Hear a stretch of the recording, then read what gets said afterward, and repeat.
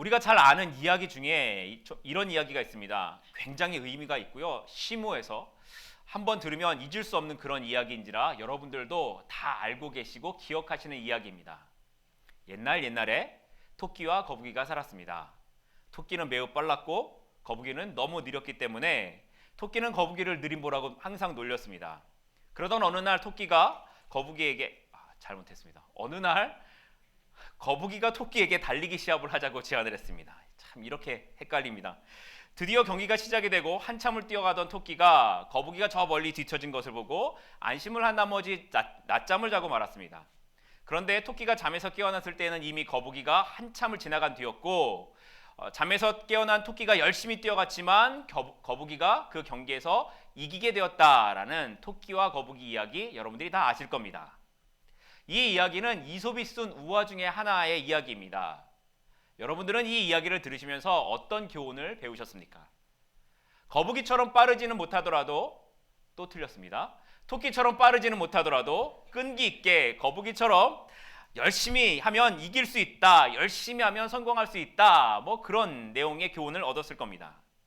이것이 이솝이 쓴 의도라고 저는 생각합니다. 그런데 제가 최근에 어떤 글을 읽다가 어떤 사람들이 이 이야기를 이렇게 해석한 것을 봤습니다. 거북이는 지나가다가 토끼가 잠이 든 것을 발견했습니다. 그런데 이런 생각을 들었습니다. 얘를 깨워 말어. 그래도 내가 이기려면 자도록 내버려야 되겠군. 그래서 조심스럽게, 토끼가 깨지 않게 조심스럽게 거북이가 그 옆을 지나갔다는 겁니다. 그렇게 해서 거북이가 승리를 했다는 거죠. 그렇기 때문에 여기서 주는 교훈은 다른 사람을 배려하고 공정한 시합을 하는 사람은 경기에서 이길 수 없다. 거북이가 인정받고 옳은 모습처럼 비춰지는 것은 다 거북이가 이겼기 때문이다. 그렇기 때문에 세상에서는 거북이처럼 이긴 사람, 성공한 사람만이 인정을 받는다. 뭐 이런 해석입니다. 여러분은 어떻게 생각하십니까? 어떤 해석이 옳다고 생각하십니까? 아마도 두 번째 해석이 옳다 이렇게 생각하시는 분은 여기에 안 계실 거라고 생각합니다. 우화가 가지고 있는 힘은 바로 여기에 있습니다. 우화는 이렇게 쉬운 이야기를 통해서 어떤 메시지를 전달하고 있고 그 메시지가 오래도록 기억에 남게 하는 힘이 있습니다. 그래서 우리가 들은 이 토끼와 거북이 이야기, 이 우화 속 나오는 이야기들이 나이가 들어서까지 기억에 남는 것입니다. 그런데 문제는 앞에서 말씀드린 것처럼 이런 우화를 잘못 해석하게 되면 그 글을 쓴 사람의 의도를 벗어나서 자기 자신만의 해석을 가질 뿐만 아니라 자기 자신만의 교훈을 가지고 살아가게 되는 일들도 있다라는 겁니다. 그렇기 때문에 우화를 쓸 때에는 쉬워야 하고 명쾌한 답을 찾을 수 있어야만 한다라는 겁니다. 그런데 만약에 어떤 사람이 글을 썼습니다. 글을 쓰는데 그 글을 쓰면서 사람들이 알지 못하는 우화를 썼다고 한다면 어떻게 그것을 알 수 있을까요? 만약에 어떤 사람이 그렇게 썼다고 한다면 그것은 우화가 아니라 비밀이라고 하는 것이 더 맞는 표현이 될 것입니다. 그리고 거기에는 분명히 어떤 특별한 내용이나 목적이 숨겨져 있을 것입니다. 그런데 오늘 우리가 읽은 본문에 나타난 이 비유가 바로 그런 모습을 갖고 있습니다. 5절 말씀인데요. 좀 보도록 하겠습니다. 화면에 말씀이 있습니다. 예수께서 비유로 여러 가지를 그들에게 말씀하여 이르시되 씨를 뿌리는 자가 뿌리러 나가서라는 겁니다. 예수님께서 어느 날 이제 밖에 나가셨는데 사람들이 많이 모여들었습니다. 그리고 그 사람들에게 비유로 여러 가지를 말씀하셨습니다. 그리고 이 비유는 우리가 잘 아는 씨 뿌리는 비유입니다. 씨를 뿌리는 자가 밭에 나가서 씨를 뿌렸습니다. 그런데 어떤 씨는 길가에 떨어져서 새들이 와서 그냥 먹어버렸고요. 어떤 씨는 돌밭에 떨어졌는데 뿌리가 내리지 못하니까 해가 나오자 곧 말라서 죽어버렸고, 어떤 씨는 가시떨기에 떨어졌는데 뿌리를 내리기는 했지만 가시가 자라다가 영양분을 또 틀렸습니다. 가시가 자라나는 이 씨의 영양분을 다 빼앗아 버려서 이 씨가 자라지 못하게 되어서 죽어버렸고, 마지막으로 어떤 씨는 좋은 땅에 떨어져서 30배, 60배, 100배의 결실을 맺었다라는 것입니다. 그러면서 마지막에 주님이 하신 말씀이 뭐냐면 알아들을 수 있는 사람들은 알아들어라 라고 이 비유를 끝내십니다. 이 이야기는 분명히 비유로 하신 말씀입니다. 여기 비유라는 단어, 히브리어 헬라어 파라볼레라는 단어는 어떤 사상이나 어려운 이야기를 일상에서 쉽게 찾아볼 수 있는 상황들로 비유해서 쉽고 명확하게 설명할 때에 파라볼레라는 단어를 사용합니다. 이 파라볼레가 나중에 영어로 와서 패러블이 됐습니다. 그러니까 앞에서 말씀드린 것처럼 이 예수님의 비유에는 분명히 예수님이 전하시고자 하는 어떤 내용이 들어있고 그것을 쉽게 설명하시는 방식으로 이 씨 뿌리는 비유를 사용하셨다라는 것을 우리가 알 수 있는 겁니다. 그러면 이 씨 뿌리는 비유를 통해서 예수님이 말씀하시고자 했던 것은 과연 무엇이라고 여러분은 생각하십니까? 적어도 교회를 좀 다녀보셨던 분이나 혹은 열심히 신앙생활을 하셨던 분이라면 아마도 이 말씀을 한 번쯤은 들어보셨을 것입니다. 그런데 그때마다 들었던 말씀이 어떤 것입니까? 약간의 차이가 좀 있지만 대략 이런 말씀이었을 겁니다. 하나님의 말씀이 선포될 때에 그 말씀을 듣는 사람들에게는 네 종류의 밭처럼 네 종류의 사람이 있습니다. 하나는 길가와 같은 사람인데 이런 사람은 말씀을 듣지만 곧 새들이 와서 그 씨를 먹는 것처럼 하나님의 말씀을 들어도 금방 빼앗기는 사람입니다.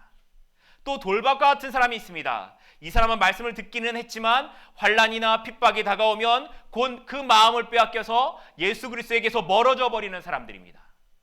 세 번째 사람은 가시밭과 같은 사람이라는 겁니다. 이 사람은 말씀을 듣고 뿌리를 내리기는 했지만 세상의 염려와 재리의 유혹 때문에, 물질의 유혹 때문에 말씀을 빼앗겨서 그리스도에게서 떠나가는 사람입니다. 그러나 마지막 밭과 같은 사람이 있는데 좋은 땅과 같은 사람이 있어서 이 사람은 말씀을 들어서 그 말씀대로 살고자 애쓰고 그래서 결실하여서 30배, 60배, 100배의 결실을 맺게 됩니다. 자, 여러분은 어떤 밭이라고 생각하십니까? 아니, 여러분은 어떤 밭이 되기를 원하십니까? 여러분의 마음 가운데에 우리의 마음이 길가나 돌밭이나 가시밭과 같은 상태에 있다면 이제 여러분의 마음을 개간해서 좋은 땅이 될 수 있기를 바랍니다.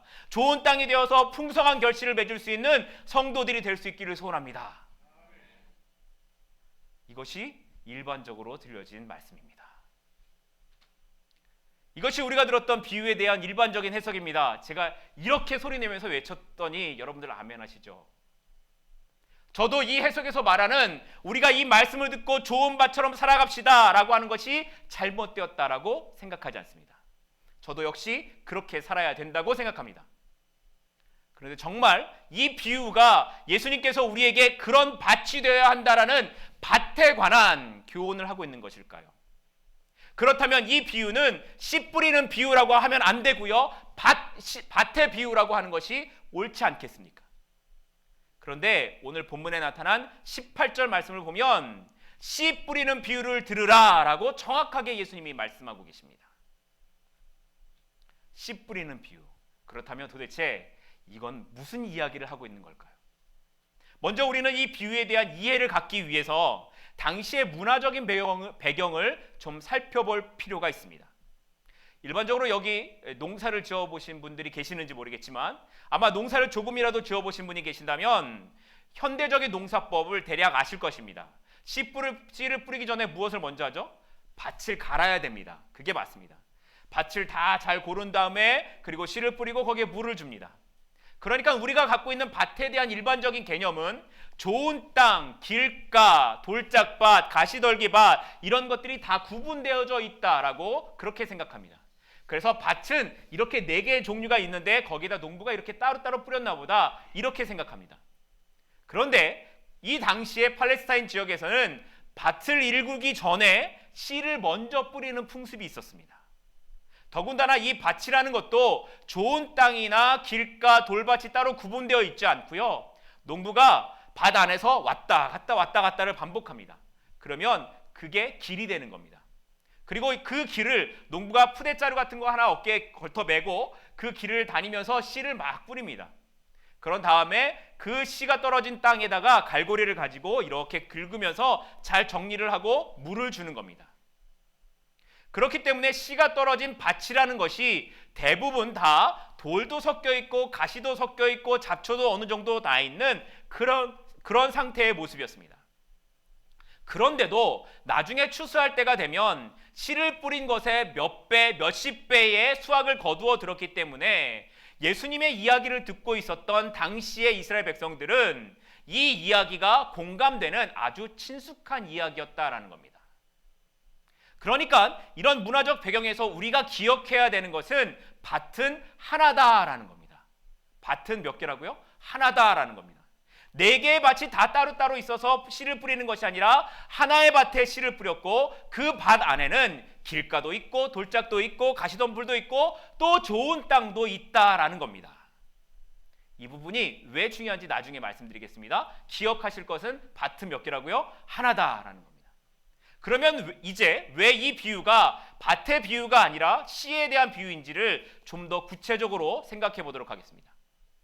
먼저 이 비유가 밭의 비유가 될 수 없는 첫 번째 이유는 밭은 스스로 가시덤불이나 돌을 제거할 힘이 없기 때문이라는 겁니다. 19절 말씀으로 좀 가겠습니다. 19절인데요. 화면 올려주시죠. 19절입니다. 알아서 찾아서 읽으라고 딱 이렇게 올려주셨는데요. 19절 같이 읽도록 하겠습니다. 시작. 아무나 천국 말씀을 듣고 깨닫지 못할 때는 악한 자가 와서 그 마음에 뿌려진 것을 빼앗나니 이는 곧 길가에 뿌려진 자요. 이 말씀은 예수님께서 제자들에게 이 비유에 대한 해석을 해주신 말씀입니다. 그런데 여기 19절을 보니까 씨를 갖다가 천국 말씀이라고 이렇게 기록하고 있습니다. 그리고 이 뒤에 기록된 13장에 나머지 비유들, 그 뒤에 6가지의 비유가 계속해서 나오고 있는데 그 6가지의 비유들 앞에 반복되는 구절이 하나 있습니다. 그게 뭐냐면 천국은 무엇과 같다, 천국은 무엇과 같다라는 겁니다. 그래서 마태복음 13장을 천국 비유의 장이라고 이렇게 말을 하기도 합니다. 그러니까 19절에서 말하고 있는 이 씨로 비유된 것은 천국의 말씀, 다시 말해서 복음을 의미하고 있는 것입니다. 그런데 이 복음이 어떤 땅에 뿌려지는가에 따라서 그 땅이 천국이 되느냐 그렇지 않느냐, 그 땅에 따라서 복음이 퍼져나가게 되느냐 천국이 되느냐라는 것을 결정된다라는 것은 이루어질 수 없다라는 이야기입니다.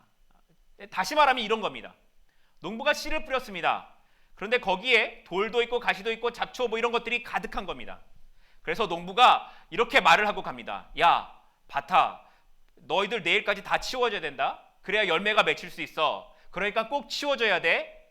그리고 농부가 내일 와보니까 밭에 있는 돌도 없어지고 가시도 없어지고 잡초들이 다 알아서 치워졌습니다. 이게 말이 될까요? 말이 되지 않습니다. 구원이란 절대로 우리의 입장에 따라서 달라지고 바뀌어지는 것이 아니라 전적인 하나님의 은혜만으로 가능한 것입니다. 그래서 구원이 뭐라고 말하냐면 선물이라고 말하는 겁니다. 그런데 내가 어떤 밭이 되느냐에 따라서를 강조하면 씨는 아무런 상관이 없어지게 되는 겁니다. 밭에 따라서, 내 행동에 따라서, 내 마음에 따라서 내가 어떻게 사느냐에 따라서 구원을 받을 수 있다고 한다면 저는 구원을 받을 수가 없습니다. 여러분들은 어떠신지 모르겠지만 저는 안 됩니다. 저에게 천국은 임할 수가 없습니다. 그러니까 여기에서 강조하는 것은 밭이 아닙니다. 중요한 것은 씨가 중요한 것입니다. 두 번째로 이 비유가 밭에 초점을 두지 않고 있는 이유는 예수님께서 이 비유를 사람들에게 감추셨기 때문이라는 겁니다. 10절과 11절 말씀 좀 보도록 하겠습니다. 제자들이 예수께 나와 이르되 어찌하여 그들에게 비유로 말씀하시나이까? 대답하여 이르시되 천국의 비밀을 아는 것이 너희에게는 허락되었으나 그들에게는 아니 되었나니. 예수님께서 사람들에게 이 비유를 말씀하신 후에 도무지 이게 무슨 말인지 알아먹지 못한 제자들이 예수님에게 와서 묻습니다. 예수님, 왜 비유로 말씀하셨습니까? 도대체 모르겠습니다. 그랬더니 예수님이 하신 말씀이 뭐냐면 천국의 비밀을 아는 것이 너희들에게는 허락되었지만 그들에게는 아니기 때문이다 라고 이렇게 말씀하시는 겁니다. 그런데 만약에 이것이 밭에 초점을 두고 우리가 좋은 밭이 되어야 됩니다, 우리 안에 있는 잡초들을 빼버려야 됩니다, 돌을 빼버려야 됩니다 라는 것에 교훈을 두고 있는 것이라면 예수님은 이렇게 말씀하시면 안 되는 겁니다.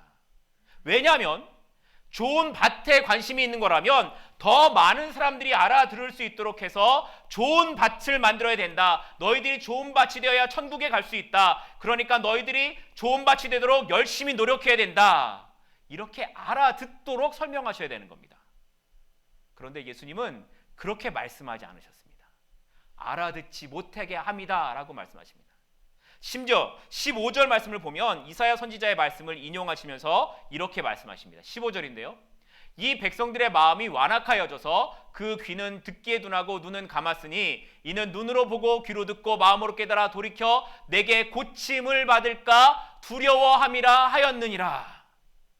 그들이 마음으로 깨달아 돌이켜 내게 고침을 받을까 두려워함이다 라고 예수님이 말씀하세요.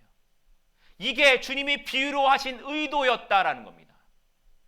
다른 사람은 알아들을 수도 없고 알아서도 안 되기 때문에 감추기 위하여서 내가 비유로 말했다라는 겁니다. 그러면서 이게 누구에게만 허락된 것이라고 하십니까? 제자들에게만 허락된 비밀이라고 하시는 겁니다. 그러니까 우리가 좋은 밥 만들어서 천국 갑시다, 복 받읍시다 라는 이런 의미에서 주님이 지금 말씀하시는 것이 아니라는 겁니다. 그렇다면 도대체 이 비유의 비밀은 무엇이고 왜 예수님께서는 다른 사람들에게 이것을 감추고 제자들에게만 알려주셨을까요? 먼저 이 비유의 비밀, 다시 말해서 이 비유를 하신 주님의 의도는 씨에 있었다라는 것을 우리가 다시 한번 생각해 봐야 합니다. 앞에서도 당시 문화적 배경을 설명하면서 말씀을 드렸듯이 당시 이스라엘 지역의 밭의 형태는 길가나 돌밭이나 가시덤불이나 좋은 땅이나 이 모든 것이 다 몇 개라고요? 하나로 되어진 형태의 밭이었습니다.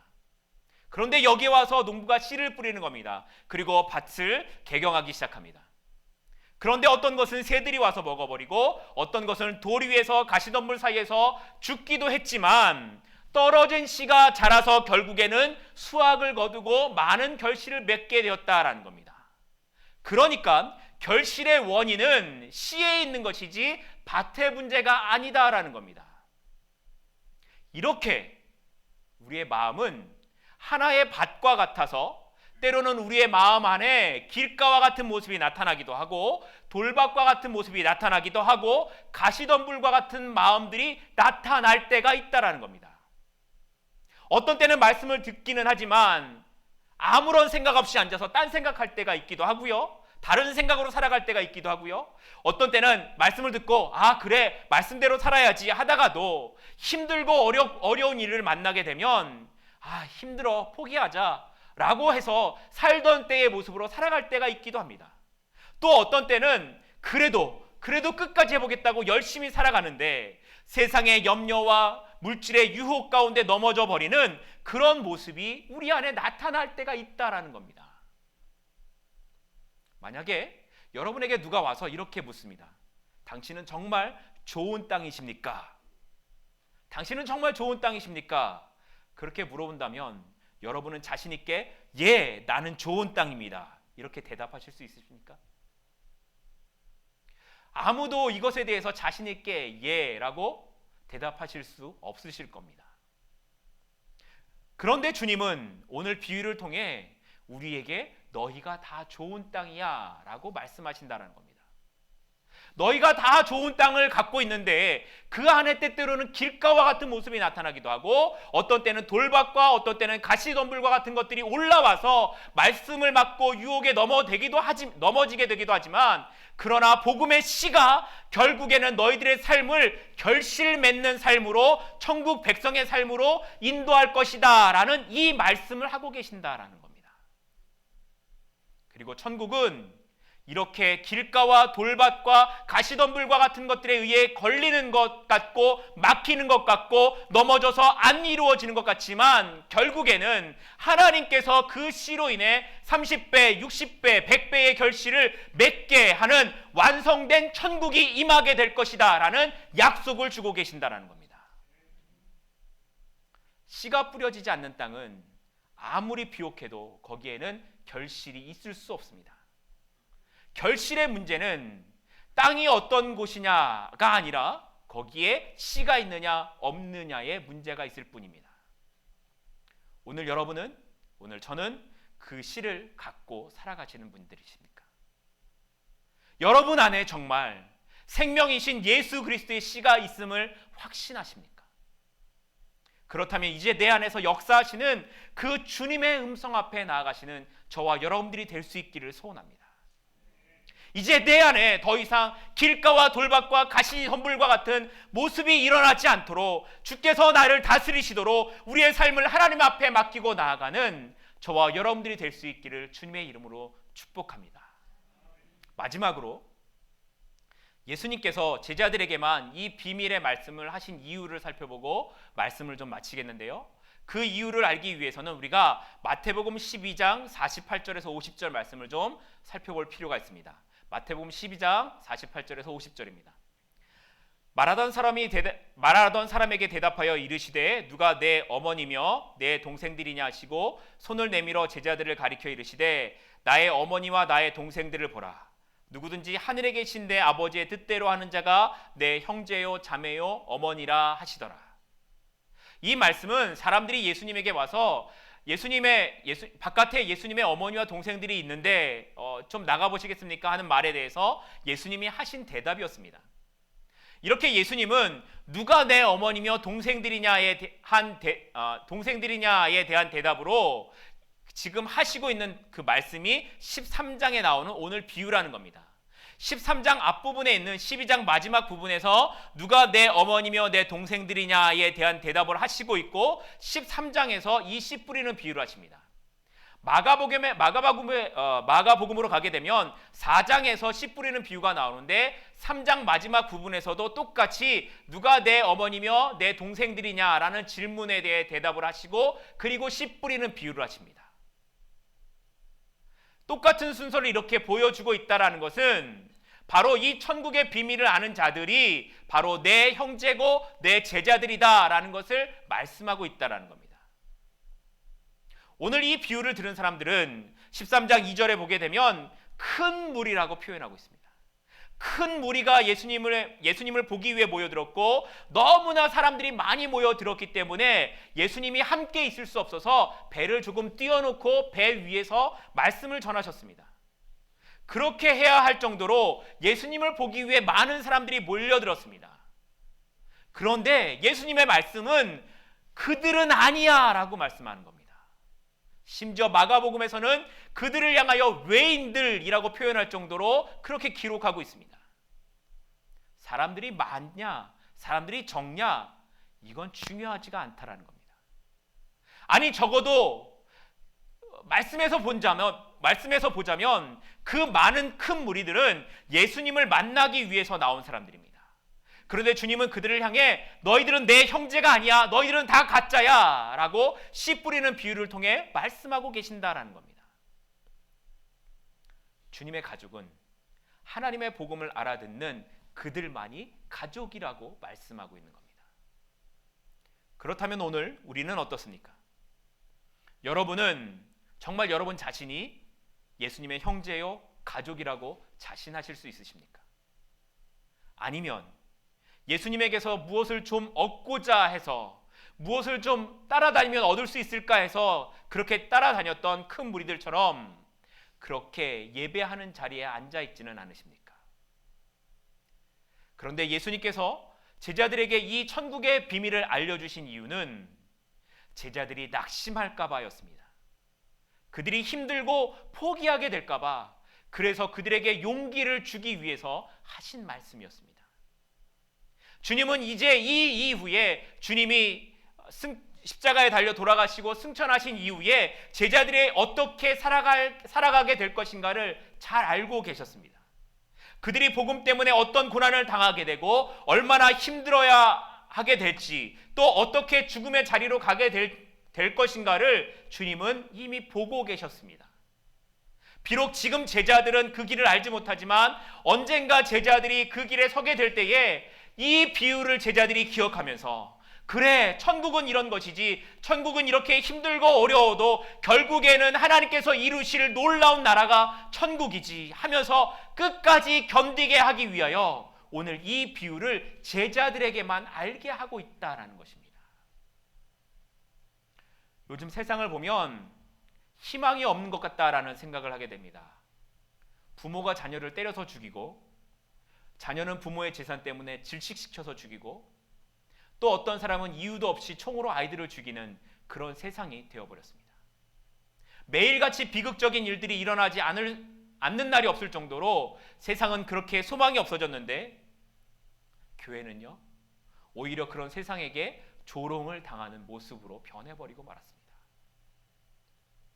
아니, 이런 문제는 너무 거창하고 너무 나와 동떨어진 것 같은 그런 생각이 드는 사람들도 있습니다. 어떤 분들은 너무너무 힘들어서 세상에서 일어나는 이런 문제들조차 관심 밖에 두고 살아갑니다. 하루하루 살아가는 것이 힘들고 다람쥐 쳇바퀴 돌듯이 그렇게 희망도 없이 미래도 없이 살아가는 자기 자신에 대해서 너무 한심하게 느껴질 때도 있습니다. 물질적인 문제 때문에, 부부간의 갈등 때문에, 자녀와의 문제 때문에, 신분의 문제 때문에 도무지 어떻게 해야 되는지, 여기서 더 뭘 어떻게 해야 하는지, 더 어떻게 떨어져야 하나님 날 도와주시겠습니까? 하는 탄식이 저절로 나오는 삶이 우리에게 있지 않으십니까? 그런데 그때 주님이 하시는 말씀이 이것입니다. 내가 알고 있어. 얼마나 힘든지 나도 안다. 그 십자가의 고통이 얼마나 힘들었는지 나도 경험해봐서 알고 있다. 그런데 그래도 천국은 이루어진다. 반드시 천국은 임할 거야. 그러니까 조금만 더 힘을 내지 않겠니? 주님은 제자들이 당할 환난을 바라보시면서 이 비유를 통해 끝까지 승리하도록 이렇게 응원하고 계시는 것입니다. 그렇기에 주님의 관심은 제자들에게 있었고 그들만이 주님의 가족이라고 이렇게 말씀하고 계시는 것입니다. 세상은 이 비밀에 대해 관심이 없습니다. 그러나 주님의 택하심을 받은 우리는 하나님께서 이루실 그 나라, 반드시 다시 오실 그 주님을 바라보면서 살아가는 사람들임에 틀림없을 겁니다. 비록 지금 우리의 삶이 힘들고 어려워도 주님의 제자들을 향해 주신 이 비유가 오늘 우리에게 주시는 주님의 응원이심을 기억하실 수 있기를 바랍니다. 오늘 주님이 여러분들에게 이렇게 말씀하십니다. 나의 관심은 너에게 있단다. 조금만 더 힘을 내자. 내 안에 있는 이 복음의 씨가 너를 통해 놀라운 결실을 맺을 수 있도록 내가 일할 거야. 내가 너를 붙잡아 줄 거야. 내가 너와 함께 있을 거야. 너를 통해 천국이 임하도록 내가 일할 거야. 이 음성 앞에서 주님의 가족으로 함께 승리하시는 저와 여러분들이 될 수 있기를 주님의 이름으로 축복합니다. 비록 우리의 모습이 아무것도 아닌 것 같아도 하나님이 반드시 일하실 겁니다. 그 하나님 바라보시고 오늘도 우리가 주님의 길 앞에서, 그 십자가 앞에서 함께 이 길을 묵묵히 감당하시는 저와 여러분들이 될 수 있기를 주님의 이름으로 다시 한번 소원합니다. 마지막으로 제가 영상 하나를 보여드리면서 말씀을 좀 마치도록 하겠습니다.